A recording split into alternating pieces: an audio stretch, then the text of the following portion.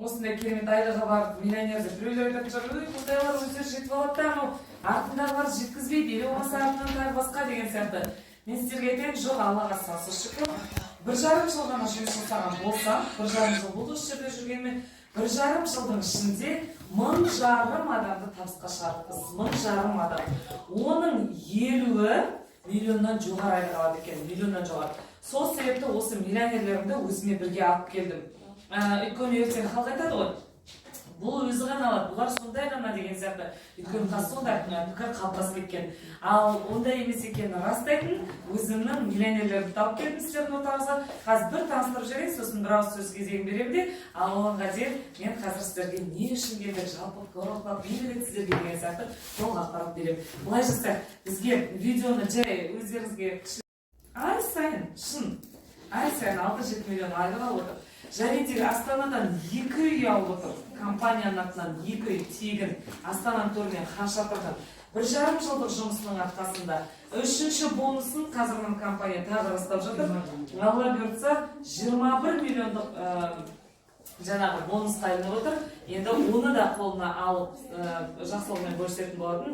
Айман Татина 47 жаста, золотой мастер.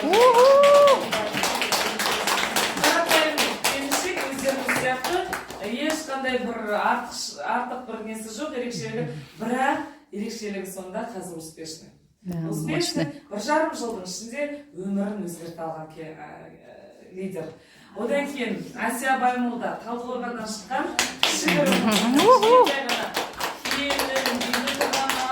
бірақ қазір успешный миллионер. Қазір 2-3 миллион көлемде табыс көзін көріп отырған серебряный мастер деген өте тамаша знание білесіздер. Автобонус егер компаниядан тегін машина сыйлық қалды. Қазір енді мамасы машина алып жатыр. Өзінің алған машинасын папасына сыйлап, енді мамасы машина алып жатыр. Сондай ата-анасына қамқор болып өстіп үлкен жетістікке жетіп жатқан миллионер Асия Баймолда Талдықорғаннан шыққан. Қазір Астананың төрінде тұрады, компаниядан Астанадан үй алып жатыр. Байдуллаева Ботагөз, мастер 20 мың, автобонус иегері.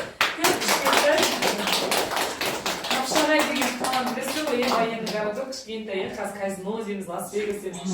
Осы Қапшағайдан Хавел салонынан 13 миллиондық, Хавел дейді ғой, қазір шығып жатқан жаңа машиналар салоннан 2023 жылы. Миллионер. Енді бұлай істеген Бақтыгүл Юлдашева. Бақтыгүл Юлдашева бұл кісі әртүрлі жұмыс жасаған, Поляда да жасап көрді. Өздеріңіздің Тараздық алғашқы миллионер. Тараздағы алғашқы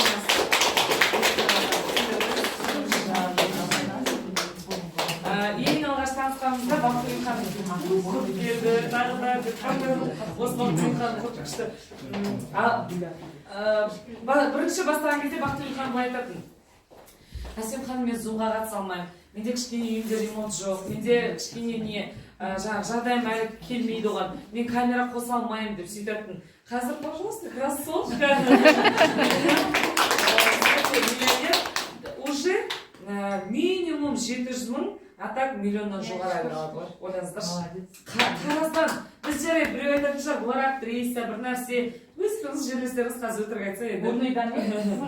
Горный ма, я даже сондай көрсіздер ме, Тараздың қаласы емес. Өте қуаныштымыз, сіздермен қазір